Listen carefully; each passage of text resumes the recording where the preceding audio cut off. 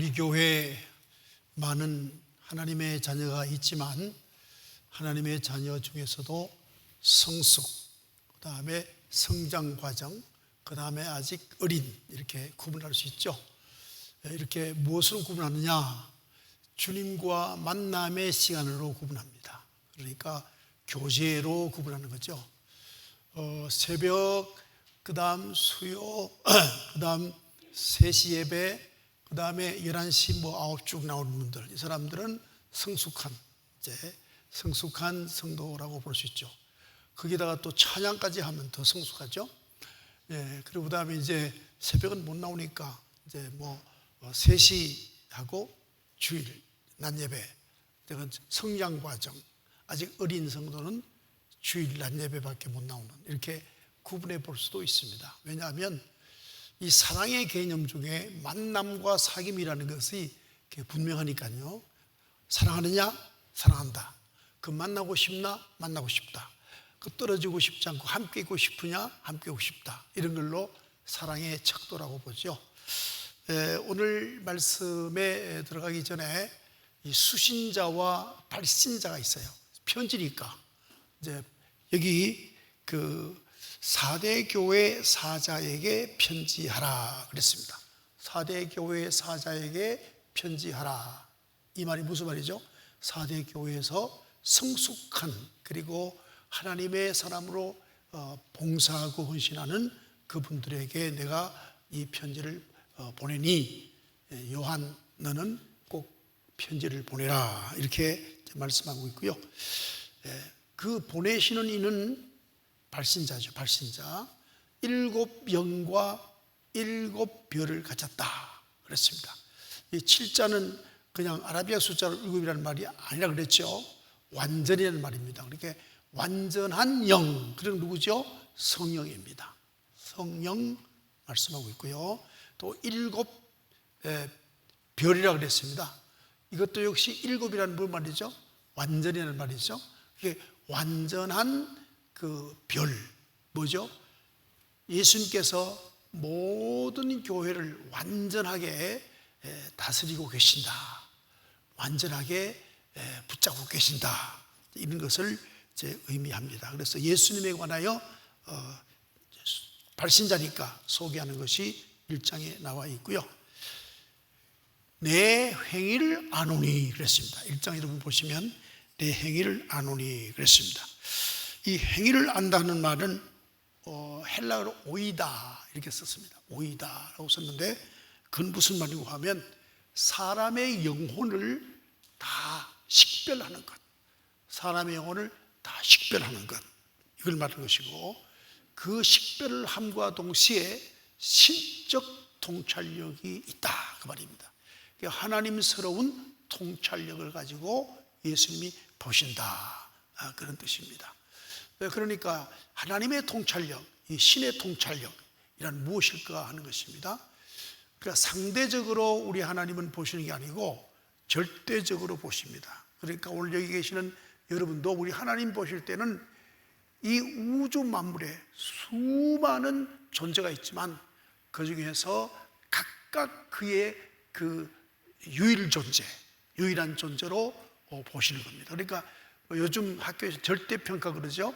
그 절대평가를 어떻게 하는지 모르지만 하나님께서 우리를 절대평가하는 것은 그야말로 자기의 아들을 내어주고, 그리고 나는 너를 얻었다, 그러므로 내 하나님의 온전하신, 전능하신, 전지하신 또 사랑을 너에게 쏟고 있다, 대상자로 보고 있다. 그러니까 그 기대를 가지고 너를 내가 평가한다, 그런 얘기입니다. 여러분께서 이제 자녀를 이제 많이 키우죠. 우리가 자랄 때는 보통 7, 8남매, 많이 자란 집이는 10명도 있고요. 우리는 4살밖에 없었지만은 그렇게 자랐습니다. 자랐는데 가만히 어머니 아버지를 보면 이렇게 좀 더 귀히 여기는 아들도 있고 조금 더 귀히 여기는 아들도 있는 것 같아요. 다 귀히 여기는데 좀 차이가 있는 것 같아요. 그러니까 그것은 사람의 사랑은 어쩔 수 없이 완전 공평이 안 돼요. 완전 공평이 안 되고 차등이 있을 수밖에 없어요. 예. 저를 제 이름을 부르는 일이 한 번도 없어요. 다른 사람이 올 때, 우리 집에 올 때요, 우리 형 이름 불러요. 형의 집으로 맨날 형 이름 부르면서 누구 집이지 이렇게 말해요. 그러면 저 소외가 돼요. 어쨌든 간에 그 사람은 사랑을 온전하게 동일시 똑같이 할 수 없어요. 그러나 하나님은 그에게 가장 온전한 사랑을 주시는 게 하나님입니다. 그게 신적 통찰력이에요. 그래서 우리가 윤 목사를 볼 때는 하나님이 윤 목사를 보는 절대 잣대가 있어요. 또 이제 우리 강장로님 보실 때 강장로님이 보시는 절대 잣대가 있어요. 그 잣대에 따라서 충만하게 사랑하시는 하나님의 돌보심이 있다 하는 것을 이제 전하고 있습니다. 또 이제 여기 아주 참 두려운 말씀이 있는데요. 내 행위를 아노니 내가 살았다 하는 이름은 가졌으나 죽은 자도다 그랬습니다. 그래서 늘상 우리가 이 성경에 나오는 그 단어의 의미를 확실히 알아야 됩니다. 우리가 죽음이라고 하면 보통 이제 죽을 사자 쓰잖아요. 죽음이라 하면 어떤 생물 같은 경우는 활동을 하지 않는 상태. 그러니까 순환도 안 되고 이제 활동도 이렇게 움직이지도 못하고 이제 그런 상태를 의미하겠죠. 그런데 여기서 이제 죽은 상태를 뭘 말하느냐면 이제 관계가 끊어지다 이런 뜻이죠. 그러니까 하나님과 4대 교회 성도들 사이에 관계가 끊어졌다. 관계가 끊어졌다. 그래서 이제 근데 이걸 이제 어떻게 예수님을 말씀하시는 하니 그 포도나무 비유.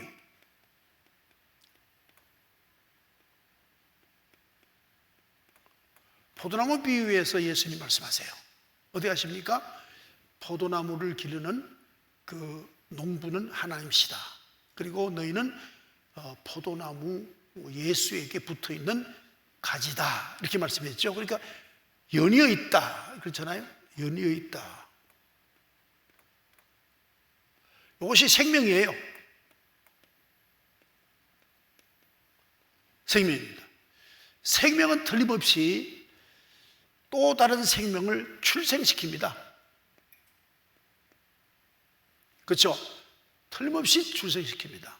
여러분 포도나무를 가서 보면은 가지가 나와요. 가지 3가지가 나옵니다. 그 3가지에서도 열매가 맺죠. 3가지가 틀림없이 나옵니다. 그래서 이제 생명이라는 것을 분명히 이제 출생시킨다 하는 것이고요. 또 하나는 뭐냐면 실과가 있습니다.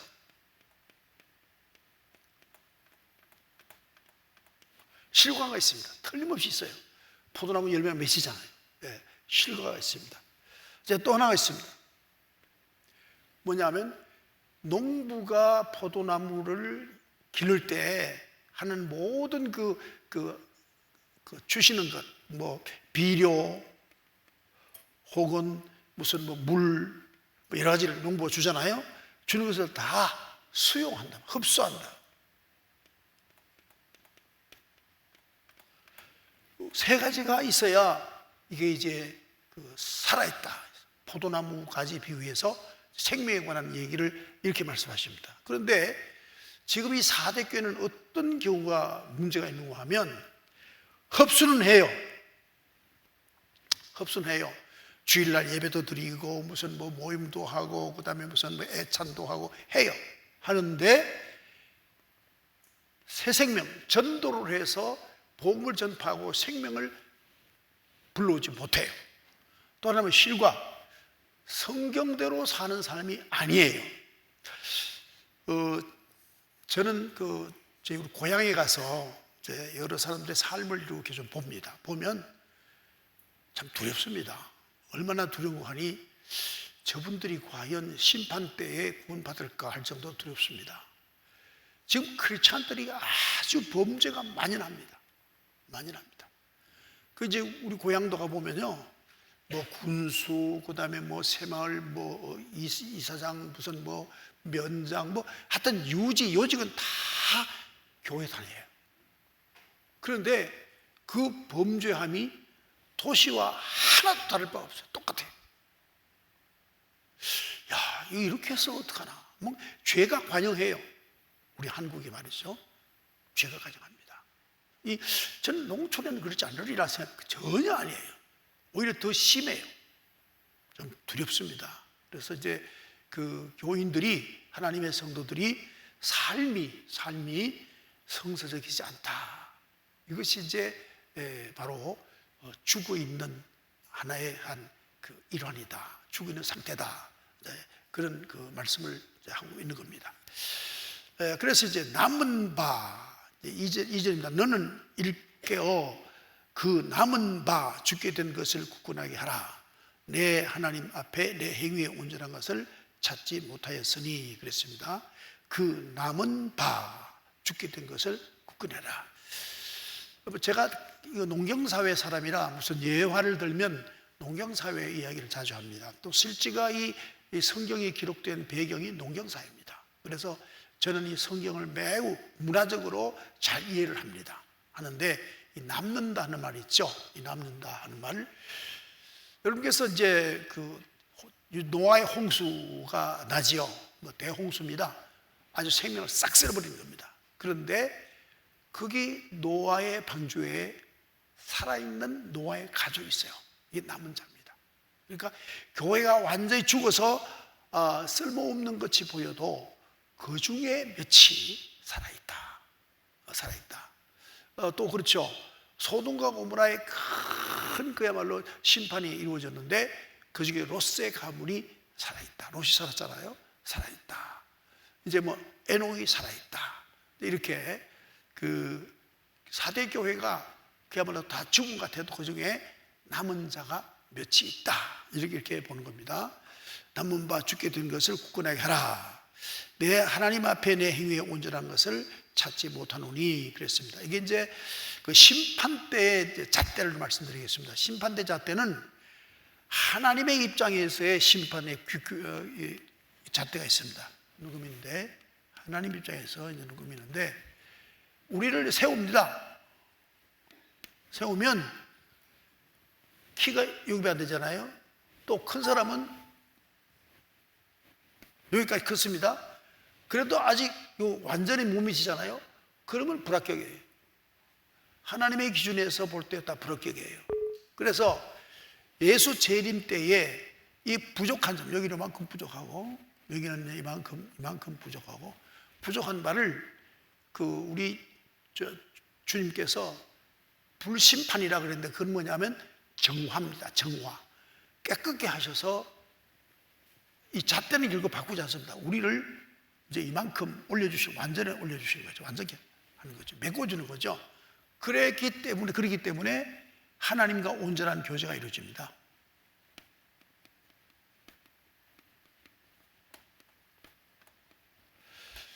이 장로교 성도들이요 잘 모르는 게 몇 가지 있어요. 지난번에 말씀드리긴 드렸는데 혹시 또 안 들었을까 봐 이걸 전혀 잘 모르십니다.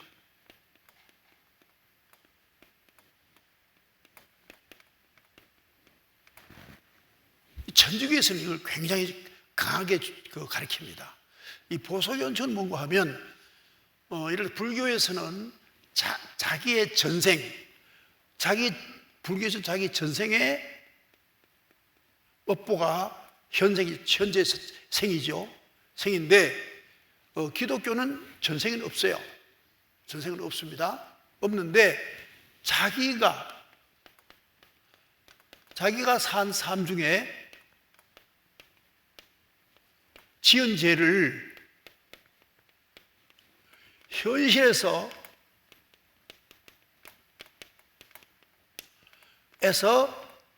담당하는 것.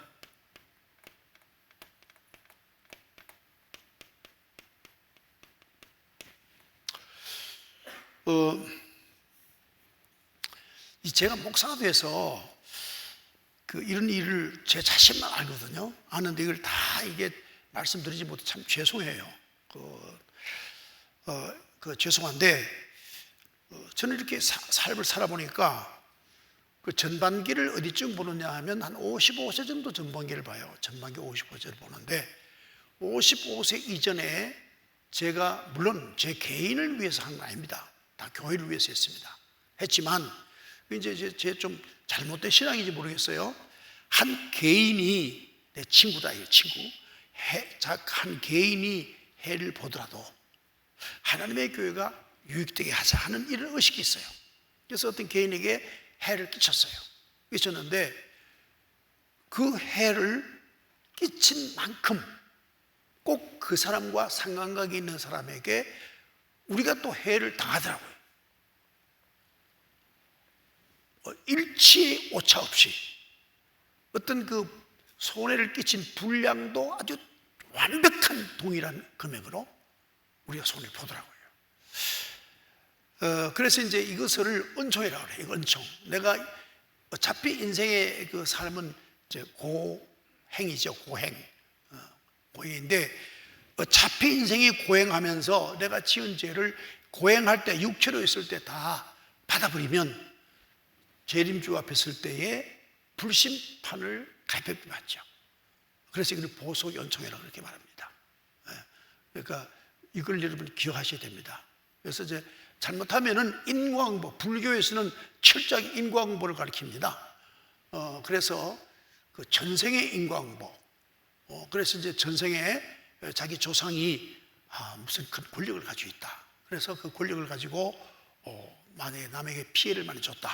그러면 그 피해 준 만큼 현세에서 업보로 그걸 다 자기가 받고 감당을 해야 돼요. 또 어떤 그 조상 중에 아주 좋은 부자가 있었다. 남에게 많이 베풀었는데 그러다 보니까 자기는 업보가 뭐냐면 상이에요. 상 받는 거예요. 그러니까 그저 뭐 하는 것마다 다 잘 되는 거예요. 네. 이것이 이제 불교적인 이해입니다.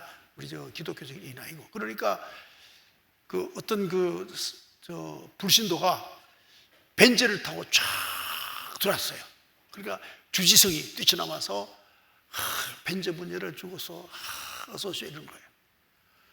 어떤 할머니가 머리에다 조그마한 그 쌀 2대를 다 이고 그 높은 산에 올라오고 걸어오는 거예요. 걸어와서 그 절 경내에 들어와도 돌아보지도 않는 거예요.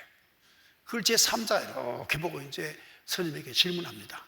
여보, 당신 스님 맞아? 맞아. 왜? 머리 깎았잖아. 그래? 그럼 어떻게 해서 그 쌀 2대 가지고 노인네가 저 밑에서 이거 땀을 뻘뻘 흘리고 올라왔는데 그 사람은 반기지 않고, 응? 그 차 타고 산에 올라와서 그 벤츠 타고 오니까 그 열어주고 왜 그러냐고. 그렇게 사람 찾아가면 돼? 그러니까 스님 하는 말, 이 양반이 도무지 뭘 알지 못하는구만. 저 사람이 돈을 잘 벌고 벤츠를 타고 다닌 건 그 조상이 덕을 많이 세웠기 때문에 그 덕으로 인해서 저렇게 하니까 귀한 인물이고, 저 할마씨는 이걸 짊어지고 이거 와가지고 땀을 흘리고 오는 거는 전생에 자기 조상들이 제대로 못해서 자기 업보로들이 고생하는 거예요. 나는 어디까지나 그 덕을 보고 지금 사람을 공경하는 거예요. 이렇게 답한단 말이죠. 이게 뭐냐면 불교예요. 그래서 그런데 우리는 인과응보는 아니지만은 내 생에 지은 죄를 내가 육신적으로 살면서 다 갚아버리면 주님 재림 맞을 때에 주님께서 불심판 받을 게 적다는 거예요. 그리고 또 보상이 있어요. 보상이 뭐냐 하면 이제 그 검멸류관이라는 건데, 이 검북이라는 데에서는 제가 뭐 몇 번 말씀드렸으니까 그냥 넘어가도록 하고요. 그래서 이런 점을 여러분께서 좀 아시면 좋겠어요. 왜냐 그러면 내 행위에 온전한 것을 찾지 못하였노니 하는 온전 때문에 이 말씀 드린 겁니다. 온전 때문에 이 말씀을 드린 겁니다. 그러므로 내가 어떻게 받았으며 어떻게 들었는지 생각하고 지켜 회개하라 그랬습니다. 어떻게 받았고 또 어떻게 들었는지 하는 말이 이 예수님의 말씀에는 대단히 그게 무게가 있는 말씀이죠. 그럼 우리가 복음을 어떻게 받았습니까? 여러분, 제가 오늘 그 설교를 할 때 긴 말씀을 못 드리고 항상 설교 시간이 짧으니까 전할 내용은 많고 설교 시간은 짧고 해서 좀 은혜스럽게 긴 얘기를 할 수 있는데 그걸 잘 못해요. 그 평양과기대 있죠. 평양과기대 과학기술 그 대학. 대학이 어디 있느냐 하면은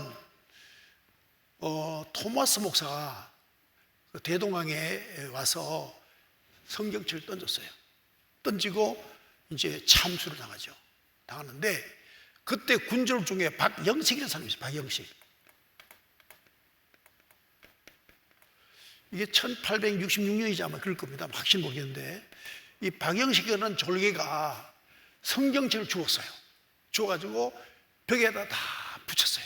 옛날 종이가 귀하니까 벽에다 이제 그 도배를 성경 도배했어요. 이 사람이 살면서 심심하면 성경 봤어요. 그러다 은혜 받아가지고 예수를 믿게 됐습니다. 예수를 믿어도 보통 믿는 게 아니라 철저하게 믿습니다. 믿는데 이 박영식이가 이제 우리나라의 그 평양 대부흥운동 때 회집 장소 없잖아요. 그래서 이제 그 평양에 가면 전 모르겠습니다. 널다리 그런 이름이 있는가 봐요. 동네 이름이. 널다리 동네에다가 교회를 지었어요. 근데 이제 북한 사람들이 교회다 없애버렸으니까 없어졌는데 이 과기대가 세워진 장소가 이 자리예요. 최초의 복음을 믿고 최초의 교회를 지은 자리. 그 사람의 뜻이 아니잖아요. 그렇죠?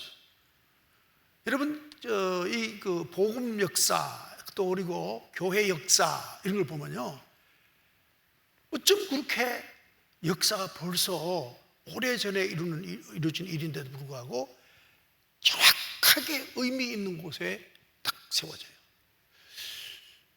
또 이제 여러분께서 이제 내가 언제 한번 권하고 싶은 그 책이 바로 제가 오늘 말씀드린 사랑주의인데요.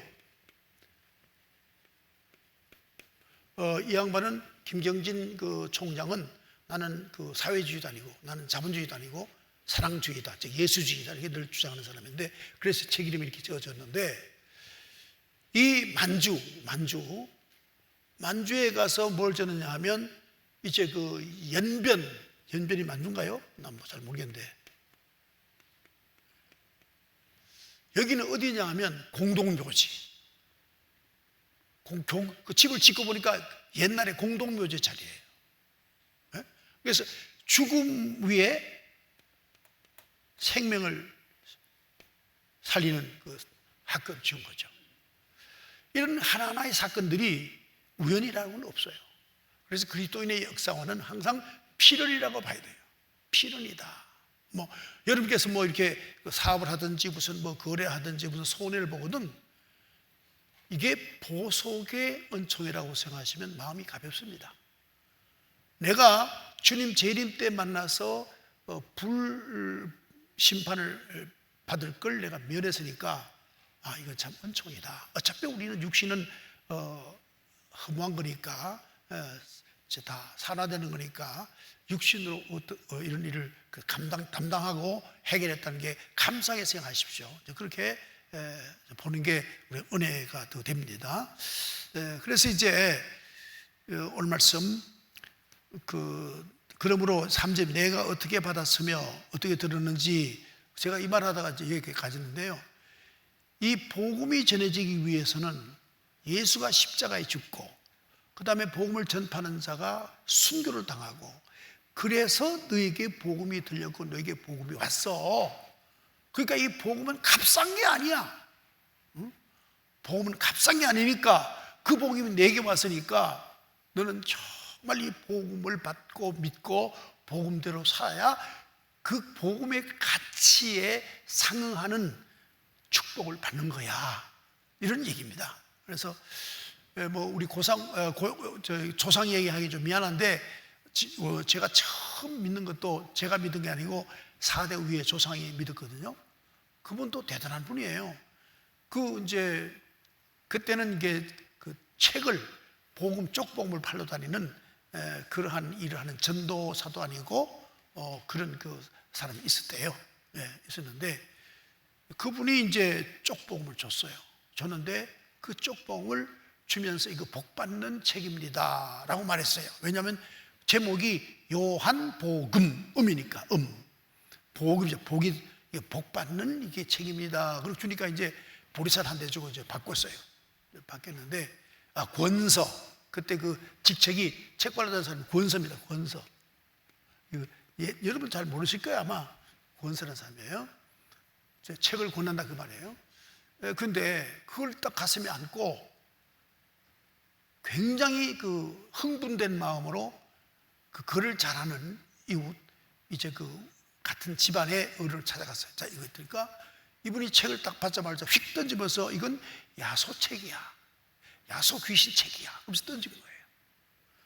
그 자기가 받은 걸 던져가지고 할머니 주니까 할머니 잡아가지고는, 자, 이제 내가 죽느냐 사느냐, 내가 지금까지 믿고 있던 산신령을 믿을 거냐, 아니면 이 야소를 믿을 거냐, 이제 둘 중에 하나를 택해야 되는데 어떡할 거예요? 그래서 산꼭대 올라가서 밤새 기도하는데 아침 새벽녘에 머리가 후끈후끈해서 눈을 가만히 떠보니까 호랭이가 상실이죠. 와서 아주 머리를 통째로 삼키려고 그러는 거예요. 그래서 막 소리 지르는 겁니다. 야소요, 야소요, 살아있으면 나 살려달라고. 얼마나 기도를 했는지 뭐 시간이 가는지 모르죠. 눈을 떠보니 완전히 오정쯤 됐어요. 근데 호랭이는 간 데도 없고 살아있으니까 야소가 세다. 그래, 그때부터는 철저하게 제사 다 치우고 철저하게 예수를 믿게 됐죠. 그러다 보니까 계속 대대손손 예수 믿는 자손이 됐잖아요. 이게 큰 축복이죠. 그래서 우리가 복음의 그 귀중함, 그 복음을 딱 받고 이거는 하나님의 말씀, 하나님의 책, 하나님을 모셨다 하는 이런 확고한 그 신앙으로 우리가 그 복음을 가치를 평가하면, 복음을 받은 자가 복음에 합당하게 살지 않는 것은 복음의 가치를 아주 그 무시하고 짓밟는 결과가 된다. 그러므로 복음이 얼마나 소중한 걸 알라. 그래서 복음에 합당한 삶을 살아라. 이렇게 이제 말씀하시고, 늘상 예수님 당시에도 그렇고 지금 계시록에 그렇습니다만은 재림을 언제 할 거냐는 대한 어떤 그 물리적인 시간의 그 예정이 없습니다. 그러니까 뭐 매일 며칠 온다 이런 말씀이 전혀 없어요. 또 뭐 몇천 년, 2030년 온다 이것도 없어요. 전혀 없습니다. 없으면서 꼭 도적같이 오리라 이렇게 말해요. 도적같이 오리라. 이 말은 뭔 말인가 하니, 언제 올지 모르니까 항상 긴장되어서 복음에 합당한 삶을 살아라, 이걸 요구하는 거죠. 그리고 그 다음에 이제 그러나 사대에 그 옷을 더럽히지 아니한 자 몇 명이 내게 있어 흰 옷을 입고 나와 함께 다니리니 그들은 합당한 자인 연고라 그랬습니다. 사대교회에 많은 성도들이 살아있으나 죽은 자라. 그래서 야고보서의 신학, 야고보의 신학을 가지고 잣대를 대면 말씀을 받고 말씀대로 살지 않는 자는 죽은 신앙이에요. 그래서 죽었다 그러죠, 야고보는. 이제 갈라디아서하고 야고보서 사이에 그 양자 간에 큰 그 전하는 신학이 있는데요. 갈라디아서는 믿으면 하나님께서 자기 의로 우리를 의롭다 하시기 때문에 구원받는다. 그래서 이신득이라 그러죠. 믿음으로 이제 그 구원받는다, 이런 논리고요. 야고보서는 아니다. 받은 복음이 있으면 그 복음에 합당하게 살아야 그것이 구원이 된다, 이렇게 말해서 이게 서로 피차 이제 갈등 관계에 있습니다. 사실 알고 보면 논리적으로 갈등 관계에 있는데 여러분, 우리 교회는 참 제가 목회하지만 너무 쉽게 또 이제 너무 편하게 신앙생활을 해요. 저희들이 어릴 적에 신앙생활 할 때는, 그러니까 중학교, 뭐 초등학교, 고등학교 이렇게 신앙생활 할 때는 이제 주일날 예배가 다 끝나면 이제 학생부는 언제 오느냐? 학생부는 오후 2시, 3시 옵니다. 청년 예배들이 특정 옵니다. 그 학생부 예배 끝나면 그 다음에 뭘 하냐면 성경 경진 대회를 했어요. 또 성경 토론을 했어요. 그러니까 미리 한 일주일 전에 이제 주제를 줍니다. 주는데 어떻게 하느냐? 자, 구원은 믿음으로 얻느냐, 행함으로 얻느냐, 주제를 줍니다. 예를 들면 주면은 이제 두 팔을 나눠놨죠. 둘을 나눠놓고 이쪽에는 믿음으로 구원 얻는다에 대한 여러 가지 성경적 근거를 가져와라. 이쪽은 이제 행함으로 구원 얻는다는 성경적 여러 가지 근거를 준비해라. 이래가지고는 토론 시간에 그걸 계속 이제 변정합니다. 그러다 보면 오후 4시 시작해가지고 해가 몰락 빠지고 밤 예배 시작 전까지 싸워요. 그러자니 성경을 얼마나 많이 보겠어요? 일주일간, 저도 뭐 한 2, 3일 잠 안 자고 성경 본 일은 보통 있었어요. 그래가지고 와야 이겨야 되니까, 논리적으로. 근데 마지막 목사님의 평가가 김세게 만드는 거예요. 이제 갈라디아서는 거듭남에 대한 교리고, 야고보서는 성화에 대한 교리다. 그래서 이제 구원에 두 가지 있다 이거요. 구원에는 두 가지뿐만 아니라 구원에는 여러 가지 정의를 내릴 수 있습니다. 병자가 병나도 구원받았다 할 수 있어요. 그렇지만은 이제 우리가 구속론으로 볼 때 구원이 두 가지인데, 하나는 뭐죠? 거듭남이죠. 하나는 뭐죠? 성화죠. 그러니까 야고보서는 성화를 말하고 있고 갈라디아 거듭남을 말하고 있다. 이렇게 해서 피차 시큰 싸워놓으면은 헛수고하는 걸로 이렇게 이제 마지막 결론을 내리시죠. 이제 이런 경험했는데, 정말 이 요즘 신앙생활은 너무나 쉬워요.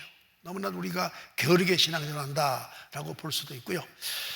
그래서 여기 이제 흰 옷이 나옵니다. 흰 옷을 두 가지 이제 정의가 됩니다. 여기에 이제 흰 옷이 나오고요. 그 다음에 이제 또 5절에 흰 옷이 나옵니다. 그래서 이제 여기 4절의 흰 옷은 뭘 말하느냐면은 신앙의 정절을 지킨 사람, 신앙의 정절을 지킨 사람, 이걸 흰옷 입었다 이렇게 말하고요. 그 다음에 이제 4절의 흰옷은 뭔가 하면 4절의 흰옷은 성결하고 승리했다, 그걸 말해요. 승리했다 이걸 말해요. 승리하면 우리가 흰옷을 입는다, 이제 이렇게 성경은 상징적으로 이제 말하고 있습니다. 그래서 또 이제 만약에 이런 흰옷 입은 자, 그러니까 5절에 이기는 자는, 이겼죠. 승리한 자는 흰옷을 입는 것인데, 그 이름을 요 세 가지 이제 주시는 은총이 있어요. 이기는 자에게 주시는 세 가지 은총. 하나는 이름을 생명책에 결코 지우지 아니하고 그랬습니다. 여러분, 요즘은 생명책이라는 개념이 우리가 과거에 무슨 디지털 시대가 아닐 경우에는 이제 책하면 성경책처럼 종이라고 하는 개념으로 종이에다 글을 쓰는 것이 보통 이제 생명책 기록한다 이렇게 이해하는데, 이제는 뭐 디지털 시대가 오니까 이 개념이 좀 바뀌었고, 또 이제 앞으로 더 AI 시대가 전개되고 하면은 더 이제 바뀔 텐데, 여러분 이건 뭐냐면 하나님의 기억 안에 있다 이렇게 해석이 됩니다. 저는 하나님의 기억 안에 있다. 그 생명책 내 이름이 있다는 것은 하나님의 기억 안에 있다 하는 겁니다. 여러분께서 한번 여러분의 조용한 시간에 내가 기억하는 사람이 누군가 쭉 한번 기억을 떠올려 보세요. 떠올려보면 두 가지가 있죠. 하나는 내게 사랑을 베푸고 은혜를 준 사람, 하나는 내게 배신하고 아픔을 준 사람. 둘로 기억이 나올 겁니다. 우리 하나님도 마찬가지예요. 우리를 보고 하나님을 위하고 교회를 사랑하고 말씀대로 살고 하나님의 뜻을 성취해 준 하나님께 영광 돌린 자를 기억하고 있을 거예요. 그 기억한 자에게는 하나님께서 온전한 영화를 주시죠. 그래서 영광과 영화는 물론 이 땅에서도 이루어지지만 온전하게 이루어지는 것은 주님 재림 이후에 온전히 이루어집니다. 영화는 뭐죠?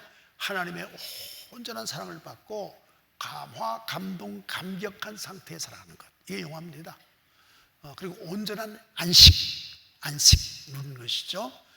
그 다음에 이제 영광은 영광은 우리 하나님께 우리가 하나님이 기뻐하시는 모든 일련의 모든 일들을 해드리는 것이 하나님께 영광 돌리는 거예요. 그래서 하나님께 영광을 많이 돌린 자가 하나님 앞에 영화를 많이 받는 거죠.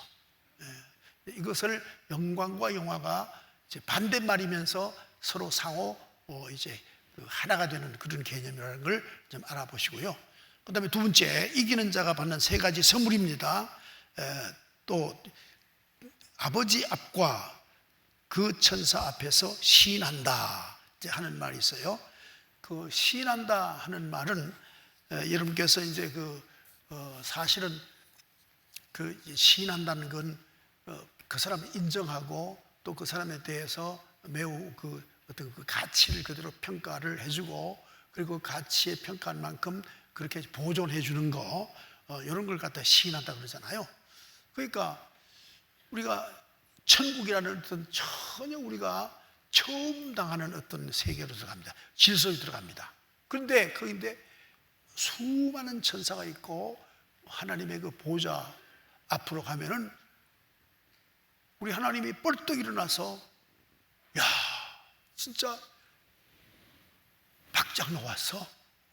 야, 반갑다, 반가워. 이게 시인이죠. 네. 이 땅에서 시인 받은 자가 있어요. 누구죠? 스데반입니다. 스데반. 스데반이 여러분께서 한번 눈여겨보시면 가장 평신도 중에서 설교를 완전 설교한 사람이에요. 이 스데반 집사가.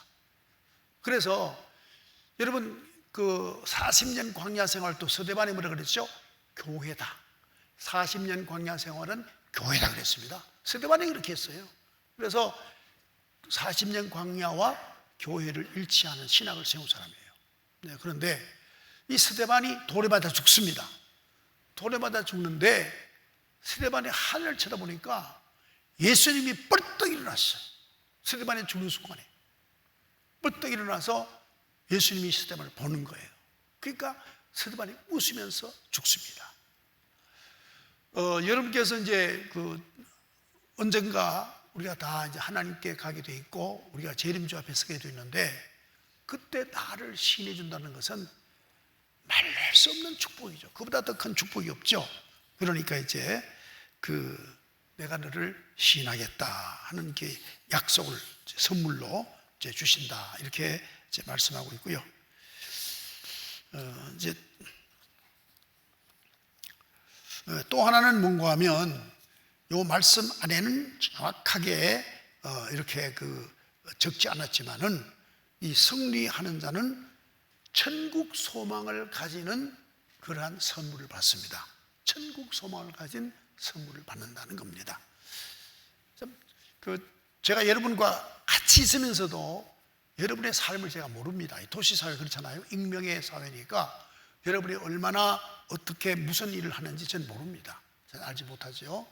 그러나 농경사회는 다 압니다. 뭐 교회는 임집사 어떻고 박집사 어떻고 강집사 어떻고 오늘 뭐 했는지 다 압니다. 오늘 모심기 했고 그다음에 뭐 뒷산에 불 떠들어갔고 뭐 그다음에 소팔로 갔고 뭐 다 압니다.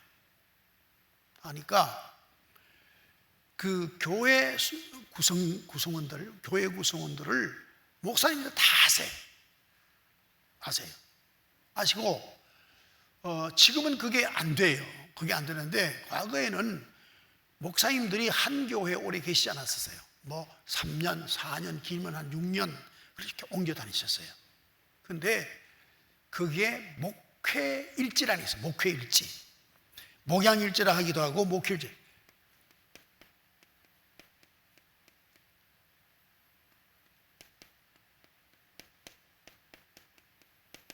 목회일지라는 게 있어요. 이거를 이제 후임자에게 전달해줘야 돼요. 전달해줘야 되는데 장로님이 이걸 좀 달라 그래요. 내가 나한테 맡겨주면 후임 목사 오시면 내가 드리겠습니다. 절대 안 맡겨줘요. 꼭 후임자가 와야 전달해줘요. 왜냐? 이 속에는요, 목사가 성도의 사생을 다 하니까 어느 집사가 어느 날 성경보 하는데 빠졌다. 어느 집사가 11조를 3월달 걸 빼먹었다. 그 다음에 하여튼 성도의 생활을 전체를 다 기록해놔요. 그래서 이제 다음 목회자가 오면 이 목회일지만 보면 다 알아요. 어느 집사가 어떻고 어느 집사가 어떻고. 마치 우리가 한의원이 맥을 짚고 약 처방하는 것처럼, 또 이제 병원에 가면 이제 진단 먼저 해서 진료하는 것처럼 이 목사가 오면은 이 교회를 어떻게 목회해야 되겠다는 자기 나름의 목회의 미래, 목회의 방법, 또 목회 계획이 섭니다. 목회일지를 보고. 그래서 신방 가면은 그 집에다가 이제 가면 그 집에 적합한 말씀 하시는 거예요. 네. 왜? 목회일지가 있으니까. 이걸 모르고 이제 교인들은 야, 목사가 귀신 같다. 어떻게 아냐. 제가 그렇게 하는데 그 목회일지가 계속 전달됩니다. 저는 목회일지가 없어요. 여러분 모르니까 아무것도 모릅니다. 뭘 하시는지 쓸 수가 없어요. 다만 단순히 교회에 뭐 출석하는 정도는 다 기록이 됩니다. 11조도 기록되고요. 그건 다 기록되지만 그건 모릅니다. 그래서 목회일지를 작성 못해요. 그래서 이 목회일지가 있는 것처럼 우리 주님 만나면 그 다 기록이 돼요. 다 알아요. 그래서 우리는 이걸 생각하면서 이 땅에 소망을 둔다고 하는 것은 너무나 어리석은 일이에요. 하나님 나라의 소망을 두고 신앙생활하는 것이 이게 바른 거예요. 현대 크리스찬들이 가장 불쌍한 건 뭐냐? 가치 없는 걸 추구한다는 게 불쌍한 거예요. 가치 있는 걸 추구해야 돼요. 가치 있는 거. 여러분, 저 괌에 그 항공모함 하나가, 그 미국 그 해군 항공모함 하나가 지금 그냥 그대로 서 있죠. 이번에 그 우한 폐렴 때문에 성교원들이 다 걸려서 아마 섰을 겁니다. 뭐 루즈벨 통과가 있었을 거예요 아마.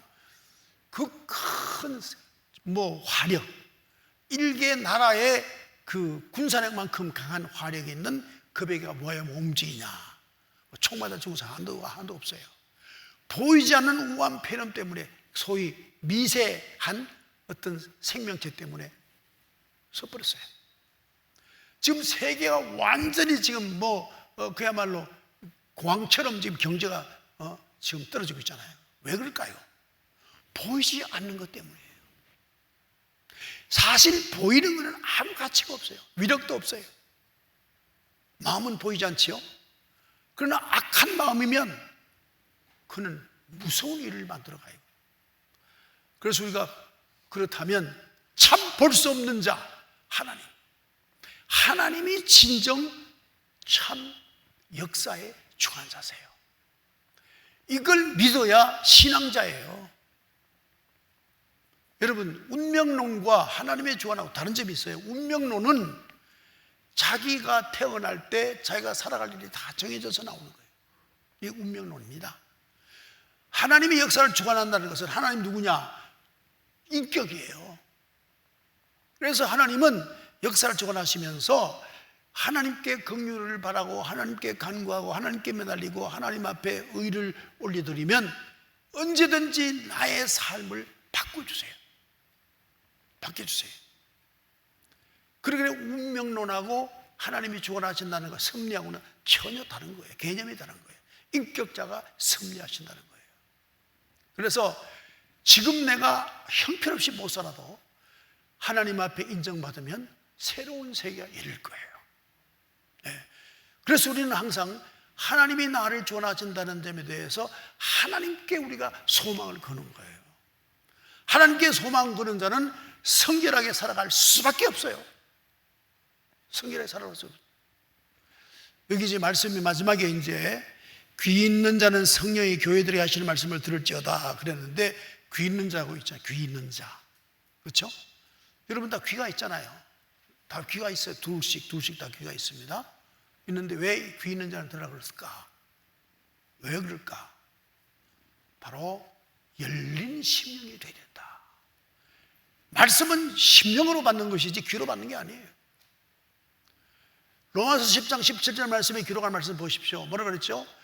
듣고 마음으로 시인하고 입으로 고백하는 것을 교리상 구원받는다 이렇게 말했지만은 로마의 그 처한 상황, 그리고 사도 바울이 말하고 있는 이 말의 의의가 전혀 오늘 현실하고 다른 겁니다.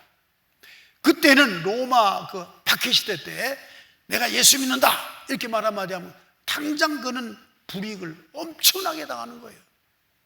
죽었을지도 몰라요. 이런 상황에서 입술로 고백하는 것이 효과가 있지. 요즘 같으면야 내가 장가를 가야 되는데 내 그 애인이, 여친이 예수 믿는다. 그런데 또 그 애인의 또 여자친구의 부모님들이 교회 장로입니다. 그러니까 너는 예수 믿고 세례 받아야 네가 결혼을 허락하겠다. 그러면 교회 와서 목사님 나 예수 믿어요. 세례 주세요. 그러면 세례 교육 받고 세례 문답할 때 예 하고, 수행할 때 예 하고, 그러면 누가 죽이지도 않고, 누가 뭐 칼로 위협하지도 않고, 불이익을 당하지도 않아요. 그러니까 그 교리적으로, 교리 문자적으로 구원받은 구원은 아니에요. 구원받은 자의 증거가 뭔지 아십니까? 심령으로 말씀을 받아 내 인격의 변화가 오고, 그리고 나의 삶에 성경적 삶을 살기 위해서 부단히 애쓰는 걸 말해요. 내가 말씀대로 살아야 되는데, 내가 말씀 실천해야 되는데, 하나님께 소망을 걸고 내가 하나님 앞에 설 때, 주님 앞에 설 때 내가 어떤 평가를 받을까를 항상 마음속에 두려워하면서 신앙생활을 하는 사람이 바로 어떤 사람이냐? 이 사람이 구원받은 사람이에요. 말로 하는 건 소용없어요. 말로 하는 소용없어요. 여러분, 우리 조상들, 우리 할머니들, 아버지, 어머니들입니다. 죄라고 하는 건 죽어도 짓지 않으려고 그래요. 죄는 안 짓는다. 돈이 억만금이 생겨도 죄는 못 짓는다. 이것이 신앙생활에 그야말로 밑바닥에 깔려 있어요. 밑바닥에 깔려 있어요. 네. 죄를 짓어는 안 된다. 그것이 아주 소극적인 기준이고요. 적극적 기준은 어찌하면 내가 사랑을 베풀까, 선을 베풀까, 이것이 그들의 삶의 중심이었어요. 저는 사실 박정희 대통령이 뭐 잘 살아보세요 이렇게 해서 이렇게 잘 살았던 것에 대해서는 저는 거부하잖아요. 아주 고맙게 생각하는데, 목사로서는 아쉬운 게 있어요. 우리 한국의 정신적인 그 가치가 물질적 가치로 바뀌어버렸다는 말이에요. 그래서 우리의 삶이 너무나 척박스럽고 불행스럽고, 너무나도 범죄를 많이 하고, 우리는 너무나 물질 때문에 우리 영이 상한단 말이에요. 물질은 아무것도 아니거든요. 그건 있다도 없어지는 거고 아무것도 아니에요. 저는 가끔 이제 제가 자연인 사는 걸 봅니다. TV 나오잖아요. 어쨌든 봅니다. 보면은 책임감 없는 데 대해서는 문제가 있지만 개인으로서는 한량없이 편할 거예요. 그렇죠? 개인으로서는 한량없이 편할 거예요. 여러분, 부부가 그렇잖아요. 아주 처음에 결혼할 때는 감성적으로 사랑하니까 좋아 지내잖아요. 밥 먹다가 뭐 돌을 씹어가지고 이빨이 깨져도 아우 진짜 괜찮아 그랬잖아요. 애 한 둘 낳고 나면 어떻게 되죠? 그 다음에 시무룩해지요. 조금 더 세월 지나면 그냥 의지로 내가 남편이니까 아내 사랑해야지. 항상 결심을 하루에 몇 번씩 하고 하잖아요. 의지로 사랑하고 있잖아요. 그렇죠? 여러분, 인간관계에 있어서는 온전한 관계가 이룰 수 없어요.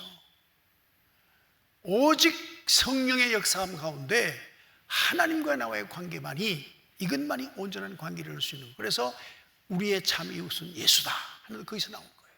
그래서 오직 우리가 소망을 하나님께 두고 천국을 두고, 그리고 내가 이 땅에 살면서 어떤 일이 있더라도 보이는 것에 우리가 창념하지 말고 보이지 않는 정령 하나님의 진리에 창념하고 진리대로 살려고 애쓰는 것. 이것이 그리스도의 삶이에요. 우리는 이런 점을 다시 한번 생각하면서 4대 교회에게 예수님이 하신 말씀, 너희는 죽었다. 경건의 모양은 있으나 경건의 능력은 없다 하신 이 말씀을 내게 주시는 말씀, 우리 주 예수교회 주시는 말씀으로 받아야 돼요. 그래서 살아 움직이는 생동력이 있는 신앙으로 우리가 돌아서야 됩니다. 네. 여러분, 아무리 가난해도요 행복이 있어요. 저도 많이 가난해 봤거든요. 쌀이 없어서 이틀 살고 굶어도 봤고요. 쌀이 없어서 무슨 쑥을 뜯어다가 그냥 약간 밀가루 밀기울 해서 먹어보기도 하고요. 그렇게 살았지만 우리 가정에는 언제나 찬송이 있고 예배가 있고 기쁨이 있고, 에? 그리고 그 밀기울에다가 쑥을 더부더부 해가지고 목에 잘 안 넘어가요. 그걸 놓고 감사기도를 30분 하고. 우리 이제 요 말씀 마치겠습니다만은 우리 친구 그 목사가 신학대학 다닐 때 그때 처음 라면이 나왔어요. 라면을 이렇게 끓여놓고 감사기도를 1시간 했어요. 그러니까 그러면 라면 입이 냄비에 밑에 깔렸는데 1시간 하니까 가득 찼더라는 거예요. 그래서 하는 말이 오병이의 역사가 일어났다고. 가난하다고 불행한 게 아닙니다, 여러분. 이걸 알아야 돼요. 제일 거짓말이, 자본주의가 거짓말하는 게 돈이 많아야 행복하다는 거짓말입니다. 절대 속지 마십시오. 참 사랑은 가난할 때 진짜 사랑이 오갑니다. 여러분, 이 점을 생각하시고 영적 삶을 꼭 여러분 추구하세요. 우리는 영원히 사는 사람들이니까 100년을 투자하고 영원을 영화롭게 살자. 여기에 여러분의 인생의 어떤 삶의 표처럼 적어놓고 살아가시기를 바라요.